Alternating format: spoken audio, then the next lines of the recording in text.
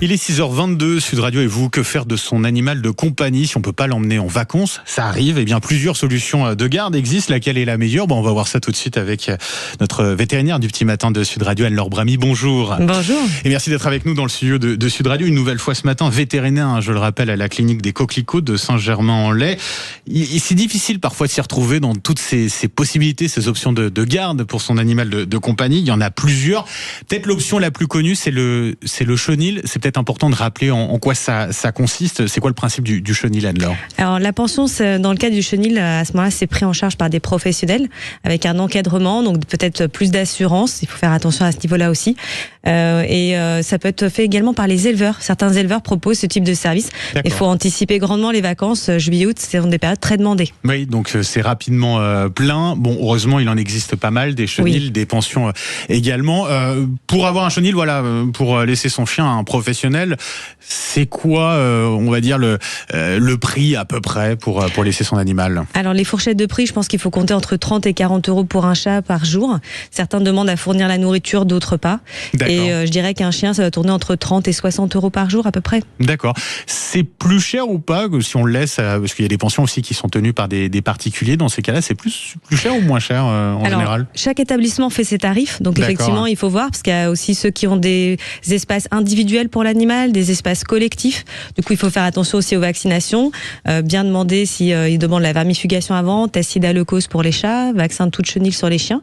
Et en fonction de toutes ces demandes-là et du nombre de places aussi disponibles. Parfois, vous pouvez avoir un prix qui va augmenter parce qu'il y aura moins de place et qu'il y aura plus d'espace pour l'animal. C'est quoi les questions à poser? Donc, il y a effectivement la question des traitements, des vaccins à réaliser. Ça, c'est les questions qu'il faut poser en amont au chenil ou à la pension si c'est tenu par un particulier. Il y a d'autres questions à poser également pour être véritablement informé avant de laisser son animal de compagnie? Alors moi, ce que je recommande aussi de poser comme question, c'est quelles sont les dispositions, justement si l'animal est malade, à quel moment il est pris en charge, par quelle clinique vétérinaire, est-ce qu'il y a des préférences, bien soumettre ces points-là. Et puis aussi, est-ce que les chiens sont sortis, combien de fois, combien de temps, combien de personnes passent les voir, est-ce que les traitements peuvent être pris également, parce que certains animaux sont traités notamment pour du diabète pour les chats. Il y a des établissements qui font les soins, prise de comprimés, injections, tout ça, ça intervient également effectivement sur le suivi de l'animal. Bon, le comportement aussi de son animal, ça peut être une inquiétude quand on décide de le laisser à un chenil où il va être en compagnie d'autres animaux. Ça peut bien se passer comme ça peut se passer un peu moins bien. Comment on fait justement peut-être en amont pour habituer son chien ou son chat et éventuellement aussi à s'habituer à la vie en collectivité? Alors pour les chiens, donc si vous avez un pet sitter, des gardes, c'est les habituer un petit peu à voir s'ils peuvent vivre en collectivité ou si l'animal des fois est trop malheureusement si votre animal ne s'adapte pas à la hiérarchie des autres et qui doit être plutôt solitaire.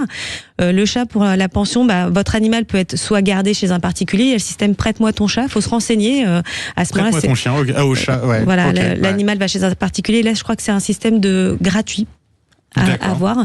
Et puis, il peut y avoir aussi le fait que votre animal ou votre chat peut avoir envie de rester à la maison ou chez un particulier directement parce qu'il ne supporte pas justement la vie en collectivité. Donc, se renseigner en amont, essayer, tester, voir s'il y a des chats qui ne supportent pas d'être seuls, d'autres qui ne supportent pas de sortir de chez eux.